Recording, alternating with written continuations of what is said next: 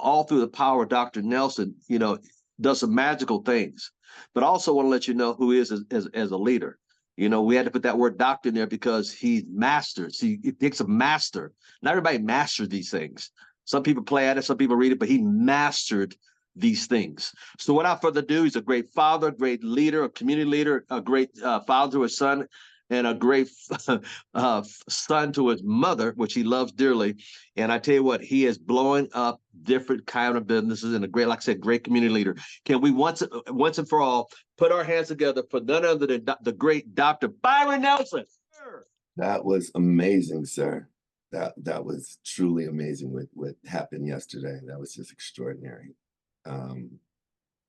It actually is the platform in which I'm speaking from this morning. You just got back from Tulum again. It taps in, and if there's some things like I want to take off from what I did last week, and if you guys have some topics you want me to cover for you, I'm going to go about 30 minutes strong, and then I like to tap into some of that, whatever. It's just a Q&A. If you had a genie in a bottle, what would you want to know? And it's amazing because the first note I want you to write down is you have to participate in your own rescue. You have to participate in your own rescue. So many people are lost in who they are, and the whole key is making people remember who you are. And so I actually have my scribes, I have things everywhere because I did just get back last night. So work with me this morning, family. I want to play one thing for you. Hopefully I have control. Well, not just one thing, I have a couple of things, but I want to have control. I want to share this. Let's start with the first 3 minutes of this here, so you can truly understand the essence of greatness, where this taps into. Sure do. You move Mufasa's boy.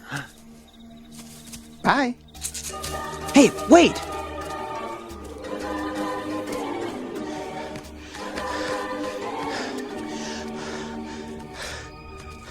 You knew my father? Correction. I know your father.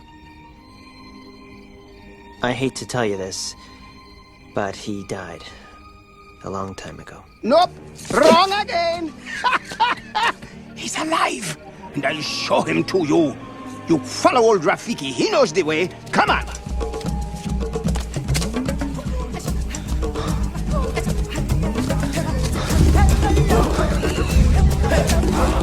Don't dawdle. Hurry up. Hey, whoa, wait. Come on. Come on. Would you slow down?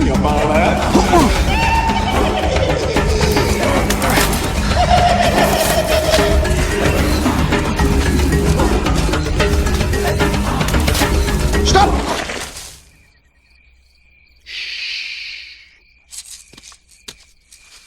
Look down there.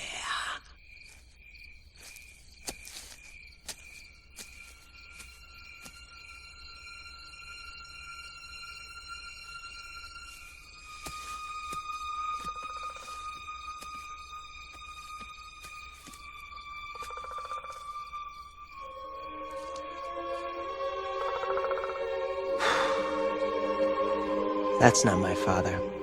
It's just my reflection. No. Look harder.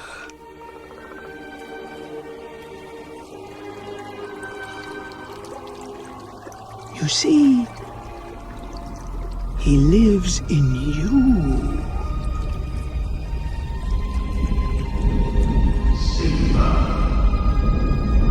Father?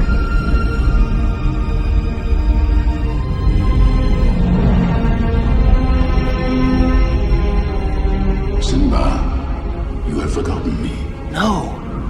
How could I? You have forgotten who you are, and so forgotten me. Look inside yourself, Simba. You are more than what you have become. You must take your place in the circle of life. How can I go back? I'm not who I used to be. Remember who you are. You are my son, and the one true king.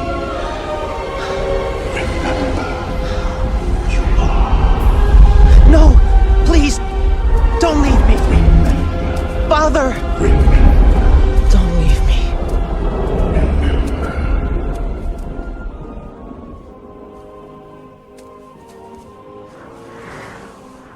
So the whole whole essence behind this conversation is remembering who you are and knowing exactly what it takes in order to rise up. A lot of people actually just keep moving through life when obstacles just consistently run into their and become part of their adversity, part of their challenge. And I want you to really just write down, who am I? Right? Because becoming extraordinary and becoming great does not come with without its challenges. It doesn't come without its adversities. You're talking about everything from the people that reject you, the people that say no to you, the people that have opinions about you, the people. It's amazing how many people live wanting validation, not understanding. And this is going to, I'm going to read from my scribes in the beginning. Any and every business is especially ours, is so easy when you're clear who you are. When you're clear with who you are, it makes it like parts the sea. It clears the skies. You don't have to worry about what to say, how to say it. You know, I'm looking at, okay, how many IBOs, how many leads, how many referrals. But you want to reverse engineer the process of everything that you want when running a business so that all business is coming to you because you are your business. I'm going to write that down. You are your business.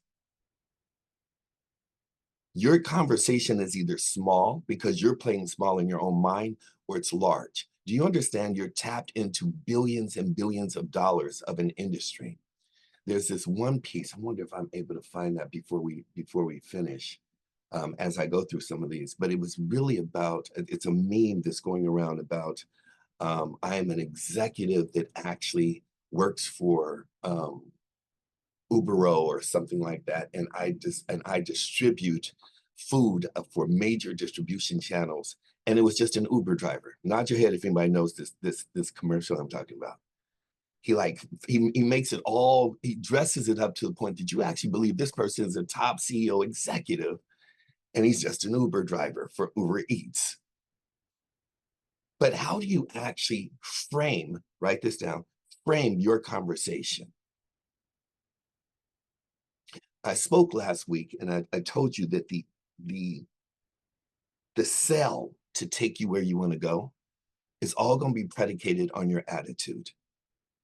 When you wake up every morning, either you're going to buy into the conversations of those that are around you and beyond, or you're going to buy into your own conversation and stay steadfast. The only time you deviate from your path is when you start listening to the voices that have nothing to do with your own and God's.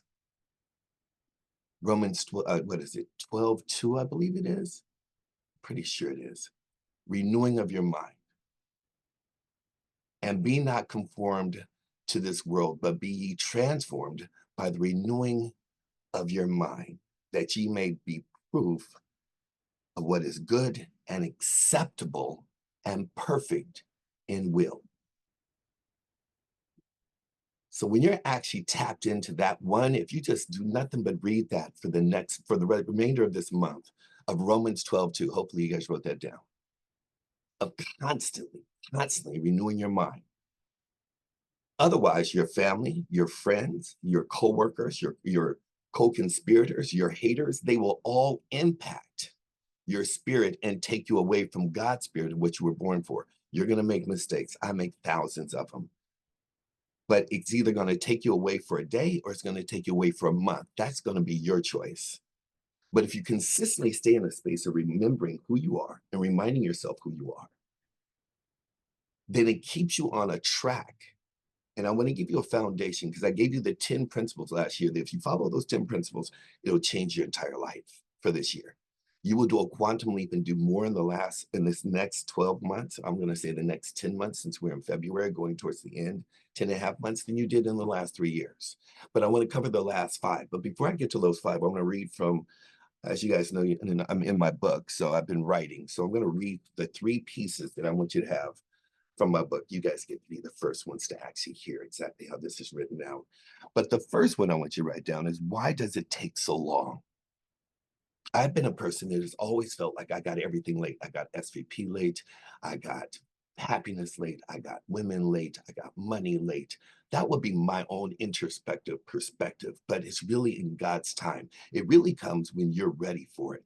But you have to prep yourself, arm yourself, develop yourself Whenever something takes me off of my track, I go back to God and I go back to myself because I know I can't lie to myself. So if I invest in myself, I was with one of my partners. He actually is like a little brother to me. He's amazing. His name is Bentley. Bentley actually started off, didn't even go to college with us, but he was best friends with me and a circle of my friends. Well, we went to college. He was developing himself. He started with a group called Tony.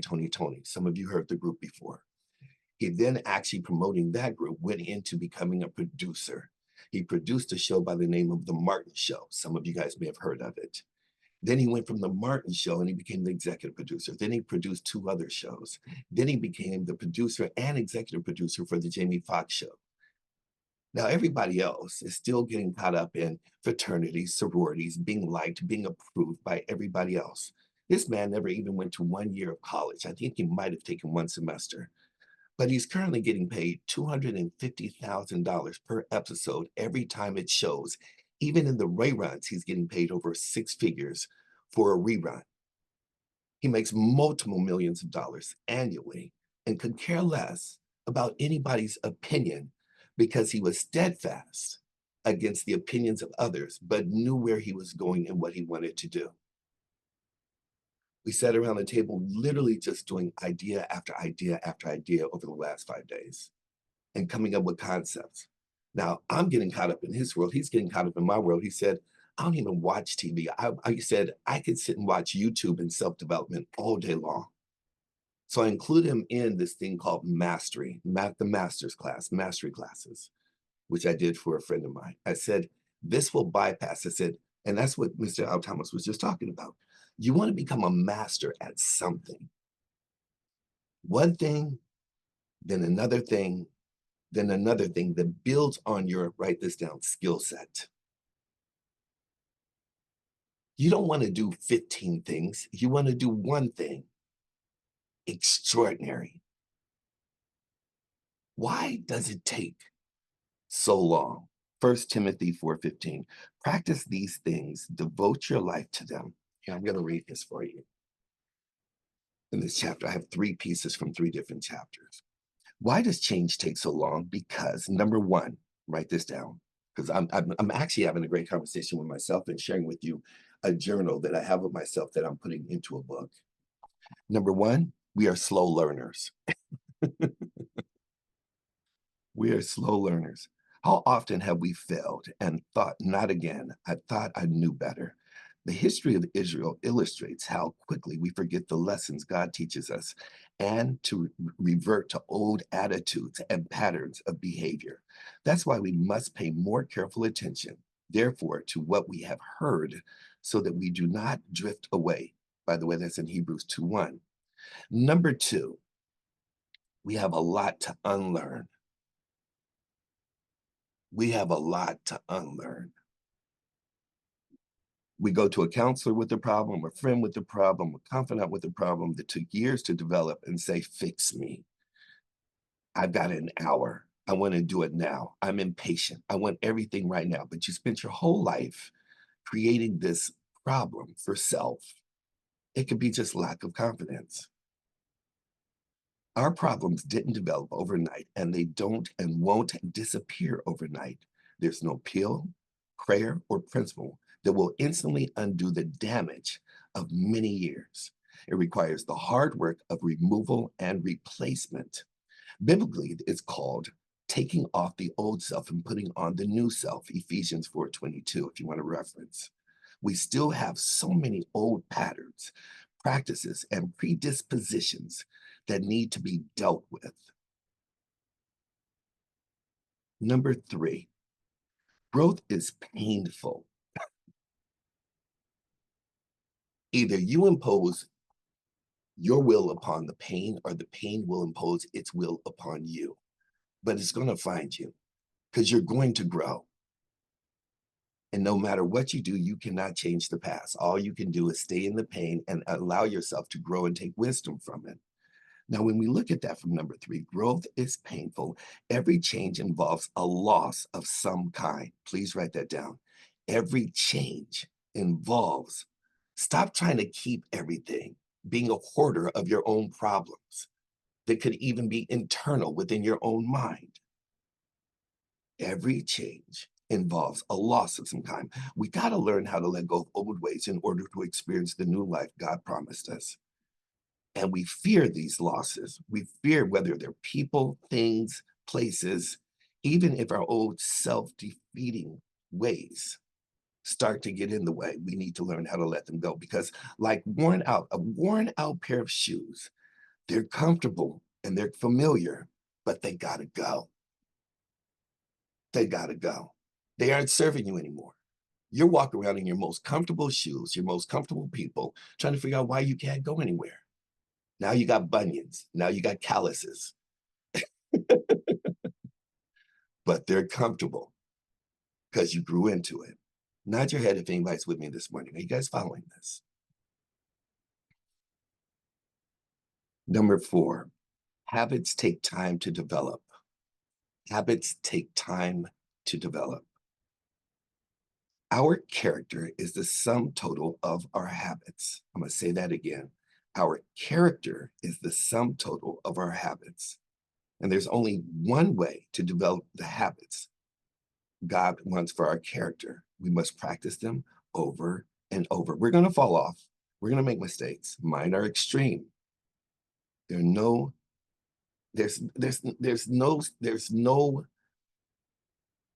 instant habits. It doesn't just happen.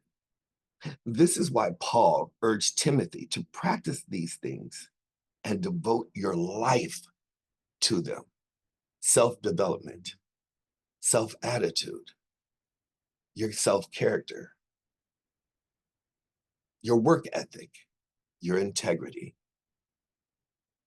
All these things that are cracks in the most beautiful Japanese art that they put back together with gold and make you more valuable than you were, assembled whole.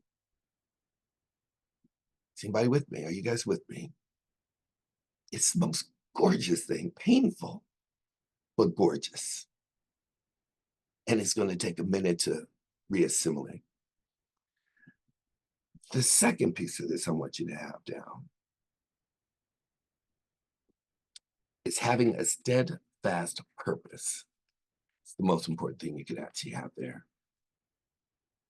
A steadfast purpose. It's from another chapter I'm writing. Those without purpose have no life.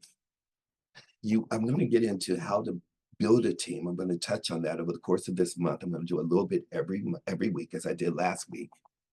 By the way, just put a like or a hand or a heart if you listened to the recording last week. Not if you heard me last week, if you got the recording and listened to it again. Because that was amazing. Because none of these conversations are mine. I let God talk through me and I just kind of show up as the messenger. But when you have a steadfast purpose, by the way, that comes from Isaiah 26:3 as a reference point. Isaiah 26:3, you will keep in perfect peace him whose mind is steadfast. Knowing your purpose gives meaning to our life. This is why people try dubious methods like astrology and psychics to discover it. When our life has a steadfast purpose, we can bear anything. Without it, nothing is bearable. Isaiah complained, I have labored to no purpose. I have spent my life, my strength in vain for nothing. He speaks about that in Isaiah 49:4. There's a guy named Dr. Benny Siegel who found that he could be perfect with his cancer patients, being able to identify which ones were going to actually survive by asking, do you want to live to be 100? The answer was really astonishing. Those with a deep sense of purpose answered yes. Those are the ones who were going to live, that overcame any and everything, including cancer. Having a steadfast purpose simplifies life. It defines what you do. It defines what you do and what you don't do. It becomes the standard you use to evaluate which activities are essential and which are not. This is critical for my life. I hope it is for yours. You have to be able to pick and choose what activities are truly going to serve you and then which ones are going to be taken from you. Me and my partner speak about this all the time. He says all the time, he says, every problem and challenge and trouble that you've ever had in your life started out as fun. Always started off as an immediate gratification, but the long term of it and the price was never weighed at the beginning of that idea. Hence, having to really prioritize what serves us. Without purpose, we've no real foundation on which to base our decisions, allocate our time, and use our resources. We tend to make choices based on circumstances, pressures, and our mood at the moment. When we don't know our purpose, we try to do too much. We're trying to figure out which direction to go in, and that causes stress and conflict. And then we start to project and blame others for where we're actually off-centered. It's impossible to do everything people want us to do. We have just enough time to do what God wants us to do, just enough time.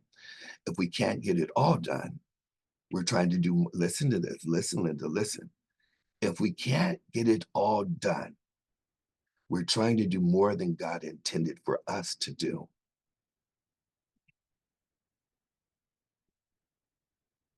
That's a very powerful conversation, by the way. I could really spin off on that, but it's in my writings. It's impossible to do everything people want us to do. We just have enough time to do what God has us here to do. A steadfast purpose makes our lifestyle simpler and our schedule saner with great peace. It leads to peace of mind. We will keep in perfect peace him whose mind is steadfast. The third piece to this, seeing ourselves as God does. Seeing ourselves as God does. Numbers 13:33. Look at the numbers. 13:33. We were like grasshoppers in our own sight. When Moses sent 12 spies to check out on the promised land, 10 came back saying, "We witnessed God's power." Why now were they intimidated? It's a perception problem. It's a perception problem called low self-esteem. And it's how the enemy prevents us from winning. The Israelites quickly forgot the Red Sea deliverance and instead remembered Egypt, where they lived as slaves. Be careful. Hard times can make you think you don't deserve to be blessed. Anytime you have something of value, the enemy will attack you. In the Old Testament, we read, when the Philistines heard David had been anointed king, they went up in full force to search for him. 2 Samuel. Until we claim our rightful place in God's life, Satan will tell you that you don't deserve and you will be mistreated consistently. So steep yourself into God's word until it becomes such a part of you that you stop doubting yourself and stop listening to others, nor caring what anybody else has to say or think. The right ones will support you, seek you out, lift you up, elevate you, scale you, monetize you, bring you gifts beyond your wildest imagination. God made us in his image, redeemed us, and dwells in us, and that makes us so valuable. A man in the prairie observed an eagle fatally wounded by gunshot. He writes, with his eyes gleaming, he slowly turned his head, giving one last longing look towards the sky. He'd often swept those starry spaces with his wonderful wings. The sky was home for him and his heart. There he had displayed his strength 1,000 times, played with lightning, raced the winds. Now, far from home, the eagle lay dying because just once he forgot and flew too low. Hopefully somebody got that. It only took him to fly too low once to take him for what he was birthed to do. My soul is that eagle. This isn't its home. It must never lose its skyward look. When we look at things of this nature, then we got to really remember how we surround ourselves and what we do in order to make that happen. I want to tap into the 5 things, and we're going to get into building, but I want to first cover the 5 things that I covered last week that create everything about you. Number one is value.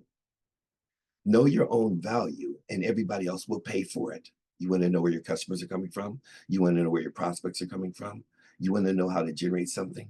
If you look at the first three things that I gave you, which is why does it take so long, having a steadfast purpose, and seeing yourself in God's eyes, then when you have your purpose, you don't have to collaborate. They will come to collaborate with you. When you don't have purpose, you're looking to collaborate. Collaboration is a necessity. We all have to do and commingle that on this planet, all the way up into the universe, all the way up into the skies. You're going to need people to serve you, and you're going to have to serve other people. But you can't have people come and serve you and collaborate with you if you have not established what you're serving. Nobody can bring you chicken if you don't have a chicken restaurant. Nobody can bring you plates if you don't have a restaurant. Nobody's going to offer you distribution if you don't have a product. Nobody's going to offer you a marketing plan and you don't have a business. Nobody's going to give you a loan and you don't have a business plan. Nobody's going to go and give you money to contribute to being able to build a house and be able to expand your house and you don't have a house. Is this making sense to anybody? What are you showing up with to say, this is what I need help with? This is my house. Because see, when you have a house, as Mr. Al Thomas, Bree, and many of my partners on here as we tap into real estate, when you have a house or a duplex or a fourplex, or why Mr. Al Thomas is flying to Mexico and Bree is going to Mexico and why I'm going between Mexico and Africa for property, then in turn we can say we need an appraiser, we need a management company. We need somebody who's going to actually come in and be able to take care of our banking and our assets and our ledgers, and who's going to actually contribute. Where are we going to get the best loan from, the best percentage from? We know what we're looking for. But if you don't have that, then you just saying, I just want a house and I need everybody to help me build it. It can't be built because too many people are busy building their own, but they want people to collaborate with in order for expansion. Remember, the horse that pulls 1,300 pounds and the one that pulls 1,400 pounds, but together they pull 4,500 pounds. Nobody's been able to understand that, but the multiplier effect is real. Because when you have that, when you have that house and if you're looking for a roofer and one can't do it, somebody else will. If one plumber can't do it, another one will. One door closes, another door opens. But if you don't even have a door, you don't have anybody to come and help build a house or to collaborate with. Is this making sense? Are you guys following me on that so far? The reason why Mr. Al Thomas was revered and acknowledged is because he knew in his life what he was going to build before he asked for help. And in that, he was able to help more people build tenfold what he could build in his own life. That's where the multiplier effect kicks in. It's a beautiful thing. 13 multimillionaires. Somebody was being humble. I know for a fact Mr. Al Thomas has had a hand in over 100 people making over 7 figures. Maybe we were just talking about the multimillionaires. Because I'm clear about him being well over 50 that I know of personally. See, you may start a process and think that it's starting on one page, but by the time you finish, because he helped people start a page because he finished his own book, and in the process of finishing his own book, he took notes as others contributed to him to completing his book or his house. See, anybody following these metaphors? I hope you guys are getting this. And in these people, he took a page out of all those and said, the reason I was able to get to my multimillionaire status and create a billion-dollar portfolio, how I was able to get my own plane, as Mr. Al Thomas has had, as I was able to get my own bank, which he has owned his own bank, as I have been able to build a dynasty of a multi-million-dollar network, which he has done consistently, is because he was taking a page out of the ones that contributed to him. And he said, well, I can get where I need to go faster if I do and pay forward in the river of reciprocity and give back to others that have intention and steadfast purpose as to where they're going. But if I stop and help someone that has no compass, no direction, no goals, no dreams, no compass, then I'm going to actually lose everything that I got and miss out on helping the others that have assets that can contribute to me at some point in my life. You don't need somebody that is equally yoked in the bank account ledger. You need somebody who's equally yoked in their desire, their work ethic, their integrity, their design, their clarity of what they're doing and where they're going. If Ishmael comes to me and says, I need 10 services today, I can either say yes or no. But the odds are, how is this going to serve you, my brother? Ishmael says, you're my cousin. I need your support. I'm building something here. It's starting off small, but it's going to be worth millions. And I want to share it with our family. Well, me being your cousin and your brother, I definitely want to contribute to you being able to contribute back to our family because nobody else in our family is doing so. I am the curse breaker. I am the one that is going to change the entire family tree. I am the one that is fighting for a legacy. You may not see it now, but people are born with the right heart. You're going to have more that contribute to you and help you that will not, because of the clarity of the direction he's going in. It's the weak minds and underdeveloped ones that will have a perception, that will have an opinion, that want to have an intelligent, stupid, derelict conversation with you about what you're doing, because they didn't come back to you with an alternative or a solution. They came back to you with an opinion that you can't deposit. But I know that if I'm you, you're me, we have to set ourselves up for success and put ourselves in the situation and circumstances and ecosystem. Like, I have to be in Dallas. I have to be here. I need to be on this call. This is a volunteer army. Nobody gets paid for being on this call, but if you pay attention, you'll get paid millions. You'd be amazed how many people are not on this call because either they overslept or they're tired or they don't think it serves them, or maybe they heard the message before, or maybe they're in their emotions or their moods, or, well, you know what, life is just in my way right now. It's in your way because you didn't show up in the right place to take you out of your way. This is when you find your Sam Fosters. This is when you find your Jocelyn's. This is when you find your Al Randolphs. The people who are committed to serving at the highest level. So when we look at this, number one of those 5 of the last tier of the 10, go back and listen to the recording from last week, by the way. Value is number 6, but it really should be number 1. How valuable am I? Because we're on this call because you see value. If you aren't on the call, it's because you don't see value. Or circumstances don't allow you to because you're incarcerated by that thing called a job. And that is an incarceration. That is a sentence, by the way. Some have life sentences. Some have a 5-year bid. Some have 12 months. Some are on parole. And they're here trying to figure out, do I go back to jail or do I actually plug in? Not understanding here is where the Red Sea parts. But I want you to stick with understanding how much value do you bring to the table. It does not come in the form of money. It does not come in the form of how high or how far you are in life. It does not come in how many degrees or pedigrees you have. It does not come in form of your associations. Your associations are what I call extras in your movie. You'd be amazed at the deals while I was gone for 5 days that have closed. I mean, that are sitting on my table. I mean, it's just crazy. Because people are collabing and want to be a part of an asset of an individual that brings value.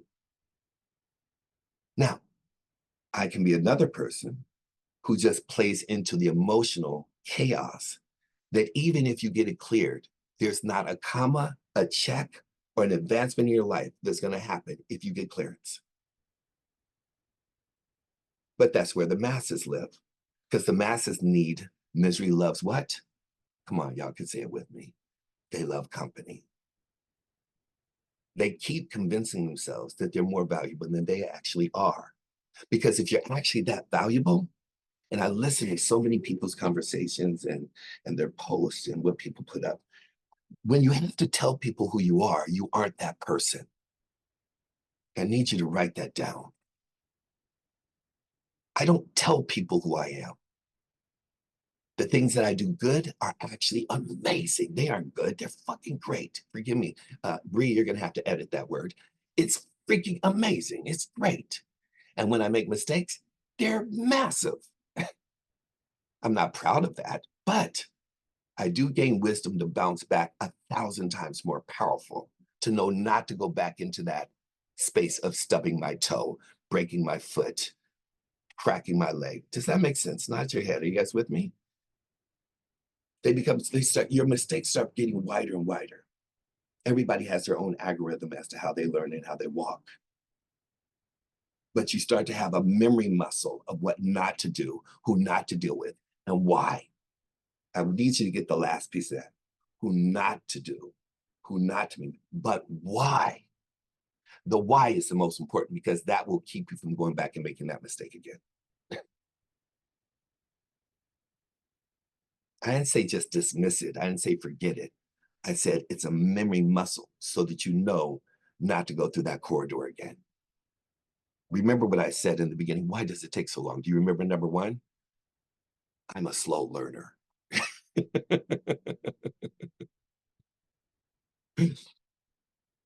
Number two, experience. We need to create massive experience. You want to get as many failures as possible. You want to fall down as many times as you can. You want to get as many no's as you can. You don't want to get frustrated. It's going to happen. I'm not here to tell you you don't get frustrated. I get frustrated all the time. But you want to use that frustration to get your ass back up and fail again. That's the only way you figure it out, is to keep doing something over and over and over and over and over. Okay, that didn't work. Okay, that didn't work. You do it enough times in a compressed period of time, you will figure out how to knock out 100 customers in one day. Did anybody hear what I just said? You'll learn how to close 20 IBOs in one day. I've done it.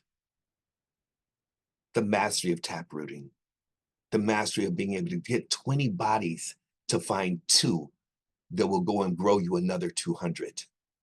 Let me tell you, that's so magical. That is so magical. People are going to have an opinion about whether you do real estate. People are going to have an opinion about whether you do event planning. People are going to have an opinion about whether you do network marketing. Is this an MLM? Are you an MLM? Are you an M&M? Are you a B&M? Are you a BM? Are you piss and vinegar? What are you? Who cares? What are you calling it? People don't buy into my business. They buy into me. Oh, it's Byron Nelson. Oh, it's Al Thomas. What can I do? Okay, maybe I've just looked at this differently. I was approached by the wrong person, because what you're talking about is completely different from you know how many times I get this conversation? 100 out of 100. I've never heard it from this perspective. I've never heard it this way before. Nobody's talked to me like this before and shared the opportunity like this before. I thought it was one more of those things, another opportunity. Yeah, and you thought I was another Black person too until you met me, didn't you? Yeah, I get it. It's all right. Because if you look a little bit deeper, you'll find out I touch the entire human race. My color just cuts every color in half, because Black goes with everything. Don't worry about it. I'm really white. I'm Asian. I'm Puerto Rican. I'm Russian. I'm Jewish. I'm everything that you have never met before. I'm the person that's going to contribute and not take. Please write that down. I'm the person that's going to contribute and not take, which is why I opened my conversation with, how can I serve you? What can I do to help you? If you just opened up and reached out to 10 people, God, I'm dropping so much this morning. I know I'm talking fast, but if you listen faster, you'll get paid even faster. If you just called 10 people today and said, I called for nothing, leave them a voice print, because you know you can't reach them by phone. Don't text them, leave them a voice print and just say, I don't want anything. You have been on my mind. We get a lot of people call and say, you've been on my mind. We do that. Hi, I just want to let you know you're on my mind.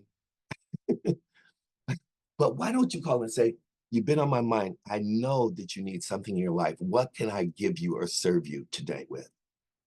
I may not be a customer. If you have your own business, maybe I can, or maybe I can find somebody for you, or maybe you need a mechanic.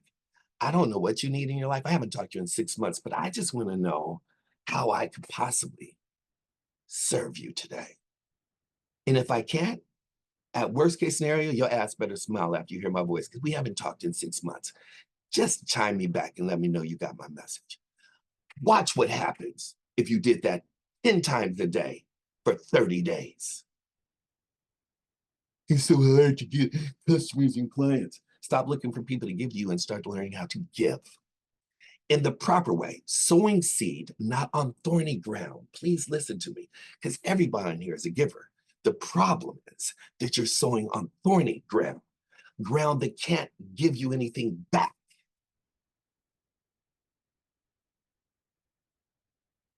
I've been trying to figure out how two broke people can help each other. They can't. But remember, broke has nothing to do with money. Make yourself a value. The right person will figure out how to help you more than you can help them. The right person will figure out how to help you more than you can help them. Is anybody getting that? Yes or yes? Number 3, you're going to need, and these are the last 3 of what I told you that I learned around. Literally, I was sitting amongst the whole room is 30 people, multimillionaires to billionaires. 30 people, all 7, 8, 9, and 10 figures sitting around. And this is the biggest takeaway I took from that conversation within the last 10 days. Number 1, Byron, you're going to need leverage. Do you think that Netflix has leverage? Yes. They built a niche. They found something. And I always, when I'm looking at something, what's going to separate me from anybody else? What's going to make me more distinct than anybody else? Everybody is offering something. Everybody's involved with health. Everybody's involved with travel. Everybody's involved with some type of company. But what makes me unique in my offer? I want you guys to write down that specific word, right? My offer. What is my offer? Not what is my need. You'd be amazed how many people have to correct their conversation on the word need. I need to know you don't need anything. Once you use the word need, you speak into the listening of scarcity. I don't need you in my life. I want you in my life. Please don't get it twisted. God is going to provide me everything I need. I made it a half a century this far. I'll make it another half a century without. But what I want is that river of reciprocity where we're feeding each other and we can grow together through mistakes and celebrate each other in our wins. I mean, truly celebrate. That third word is leverage. That was number 3. Number 4 is credibility. So the last 3, I want you to separate from the first 2, which is value and experience. So you have leverage, and then you're going to have credibility. You're going to have to give yourself grace for a period of time of developing a credibility line. When you're going to an 820 credit score, they're waiting for you to build credit. You go to Navy Federal, they're waiting for you to build credit. They have their own internal score.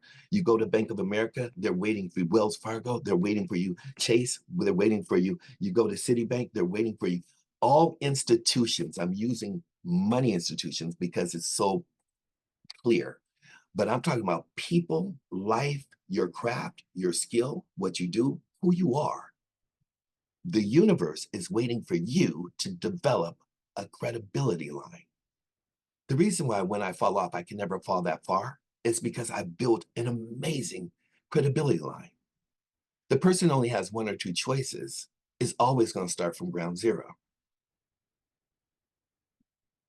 Thank God I was given a heart. Otherwise, I'd be a callous, cold asshole. But I got 1,000 choices at all times because of the credibility line that I did in serving way more than I took or made mistakes.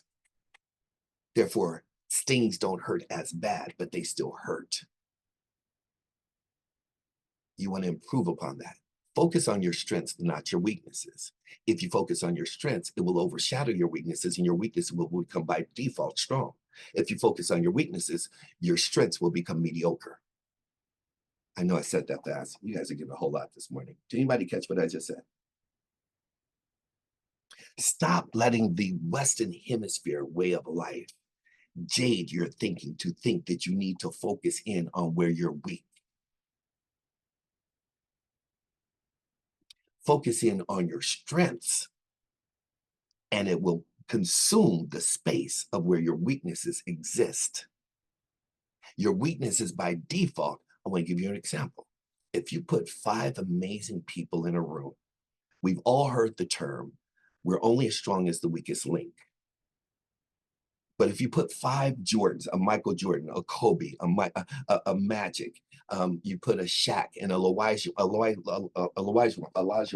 on a team. I know you guys don't all know basketball. I could use hockey or whatever else you want. But if you put these people on one team, and then you put me on the team with them, you say it again, Magic Johnson, Michael Jordan, Kobe, Shaq, Olajuwon, and Byron Nelson. Do you know how good I would look? Oh, I'd be a giant. I'd look like a god. My subpar skill sets that don't even touch any of those people I just message, I just became a demigod. The rest of the world's gonna wonder, like, who the hell is this Negro? We've never heard of him. And how did he get into these associations? But if I go out and try to showcase my skill sets, which I play good ball, and had I not fractured my 5th metatarsal bone, probably would have played pro. If I go out and play basketball today, which I still have decent game, with a bunch of 3rd graders, all my skill set has to come all the way down. I'm gonna look like I can't play ball at all because I gotta play at the level of the 3rd graders. I hope somebody gets this. This is so deep and valuable. You need to learn how to keep going up and graduating to people who have a skill set way beyond yours. They may not let you in the game the first time. They may not let you in the game second time. If you ever played a pickup game of anything, but if you keep showing up at the park and you only went at the park, at some point, someone's not going to show up. They're gonna be like, damn, okay, come on. We need a 5th person. Come on in. Get on the team. All of a sudden, bam. Is anybody getting that? You might get that conversation. You gotta learn how to keep showing up when you don't want to show up. I want you to write that down. You must learn how to show up in spaces and places with people that you don't feel. Everybody got feelings. I don't feel, or you don't understand. Oh my God, oh Jesus. You don't feel like showing up every freaking day. Last but not least, these 3, leverage, credibility, and the 3rd one, which is critical, is visibility. Nobody can come to your restaurant if they don't know it's open. Nobody can buy a piece of property if they don't know it's there. Are you waiting for somebody else to show up with you? No. Your visibility is all that matters. You will show up in life. I'm going to tell you, Mr. Thomas will tell you this because I did it 1,000 times building my positions. You will show up in life thinking that you have 1, 2, 3, or 4 or 5 people that are the ones going to take you where you need to go. If I said right now, Heidi, I need you to put your team together. T, I need you to put your team together. Give me 3 people that you know you can count on for life that will take you to the next level. Sam, this is what I need you to do. Terry, this is what I need you to do. I need you to just, you don't need a whole lot of people. Just give me 3 that without fail will take you where you need to go. And in 1 year, we're going to show up on the other side of money. Let me tell you a secret. Without fail, whatever you write on that piece of paper today will not exist 1 year from today. Without fail, not one of them will be on that piece of paper. But here's the magic. You will have shown up at your destination with 3 people that you didn't know existed. I get a Holy Ghost chill telling you this because it happens 1,000 out of, that's why you saw Mr. Al Thomas, 1,000 out of 1,000 times. When I plot my destination, I know where I'm going. I know whose son and child I am. I know my purpose. I know my vision.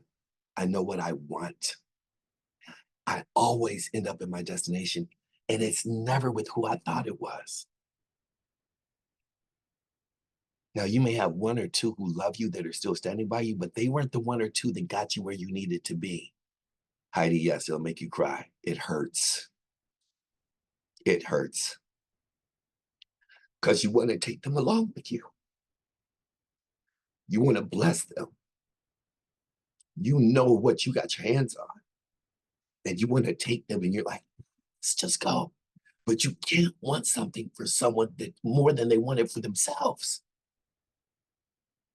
That's what you guys need to understand. You cannot want something for someone. By doing that, you will be pulling people out of quicksand and they will pull you in. They will drown you in their misery. You won't even know you were depressed until you grab their hand. Now, all of a sudden, you're trying to figure out why I'm going through hell. Damn, I was doing okay. I thought I was having a decent life. I was really happy.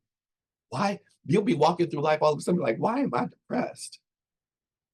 Thinking it had something to do with your life. Start questioning your own status, your own stability, your own existence. Not yet if anybody really understands this conversation. It's like, and it's not that they're bad people. They're just great at facades. They're great at the masquerade. They're just as confused as you are. They just don't know where they're going.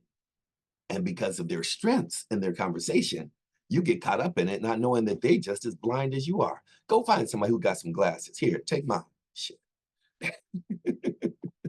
Who can see the future, who can see where they're going, who's walked the path more than once.